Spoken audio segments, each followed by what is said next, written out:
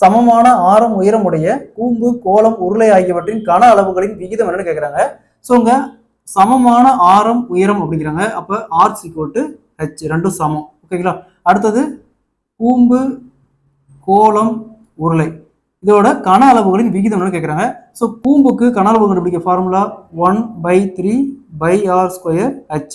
கோலத்துக்கு கன அளவு கண்டுபிடிக்க ஃபார்முலா 4/3/r³. அடுத்து உருளைக்கு கன அளவு கண்டுபிடிக்க ஃபார்முலா r²h. ஸோ இது நெக்ஸ்ட் h = r அப்படிங்கிறாங்க. ஸோ நம்ம ஹெச்சுக்கு பதிலாக ஆறுங்க சப்ஸ்டிட் பண்ணுமா. 1/3/r.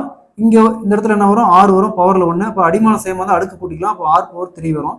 அதேமாதிரி இங்கே 4/3/r³. அதேமாதிரி இங்கேயும் நம்ம ஹெச்சுக்கு பதிலாக ஆர் சப்ஸ்டிட் பண்ணுமா, r⁴ வரும்.